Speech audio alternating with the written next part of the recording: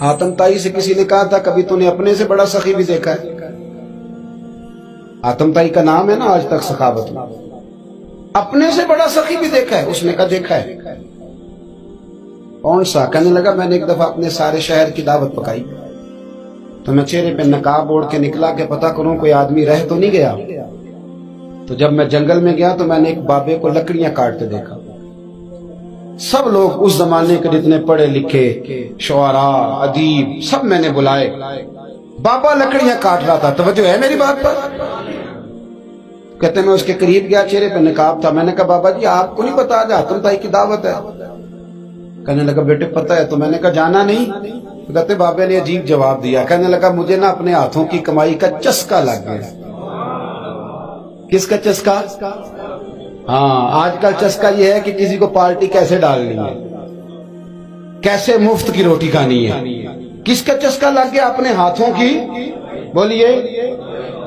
میرے نا مدرسے میں ایک لائق بچہ پڑھتا ہے، مالدار گھرانے کا تھا، تو تھوڑی سی نا آپ کو پتہ ہے دوران طالب علمی ہمیں بھی بڑے بہانے آتے تھے تو یہ چیزیں یاد آتی ہیں، تو تھوڑا آگے پیچھے ہوتا تھا۔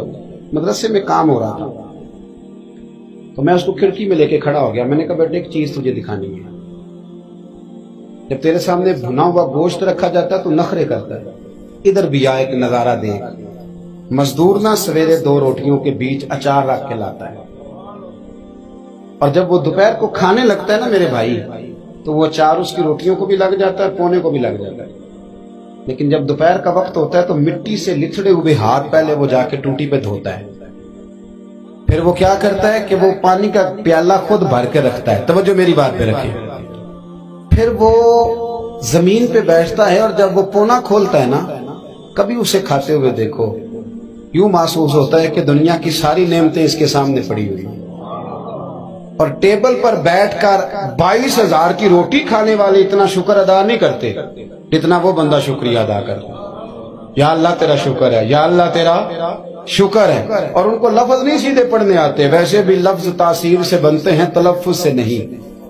اہل دل آج بھی ہیں اہل زبان سے آگے، صحیح تلفظ نہیں ادا کرنا آتا، لیکن جب وہ ہاتھ باندھ کے کہتے ہیں نا یا اللہ تیرا شکر ہے تو یوں محسوس ہوتا ہے کہ روٹی تو اس بندے نے کھائی ہے، کھانا تو، ورنہ شادی کے موقع پر اتنا کھایا نہیں جاتا جتنا تباہ کیا جاتا ہے، کیونکہ مفت کا ہوتا ہے نا، مفت کا۔ تو یاد رکھیں محنت کی کمائی ایک حسن ہے، ایک وقار ہے۔ وہ جو بندہ 50 لاکھ روپیہ مہینے کا یا سال کا کماتا ہے وہ تو دیکھتا بھی نہیں بیچارہ پیسوں کو، وہ بینک میں آئے اور بینک سے ہی ساری زندگی اپنی دولت دیکھ سکتا، لیکن جو 600 روپیہ دیہاڑی لیتا ہے نا، اس کو جب شام کو ملتی ہے تو 3 دفعہ ہاتھ صاف کرتا ہے اور 3 دفعہ بسم اللہ شریف پڑھتا ہے، اور پھر وہ جیب میں ڈالتا ہے، پھر وہ حساب کرتا ہے کہ 50 کہاں لگانے ہیں، 60 کہاں۔ تو خودداری سے جیو، باوقار رہو گے، باعزت رہو گے۔ حاتم تائی کہتے ہیں مجھے کہنے لگا کہ مجھے ہاتھوں کی کمائی کا چسکا لگ گیا، اب مفت کے دسترخوان پر مجھے مزہ نہیں آتا۔ تو کہتے ہیں میں تو بس اس کا فدائی ہو گیا۔ جب میں واپس آنے لگا تو اس نے مجھے آواز دی، میں واپس پلٹا تو کہنے لگا بیٹا آپ بھی دعوت پہ جا رہے ہیں؟ میں نے کہا ہاں۔ تو اس نے مجھے 5 دینار نکال کے دیے، کہنے لگا یہ لے جاؤ، حاتم تائی کو نہ دینا، وہاں جو آدمی لنگر پکا رہا نا اسے دے دینا، یار بڑے بڑے لوگوں نے روٹی کھانی ہے، چلو میرا بھی حصہ پڑ جائے گا۔ تو حاتم تائی کہتے ہیں میں گھوڑے سے گر گیا، چہرے سے کپڑا اٹھایا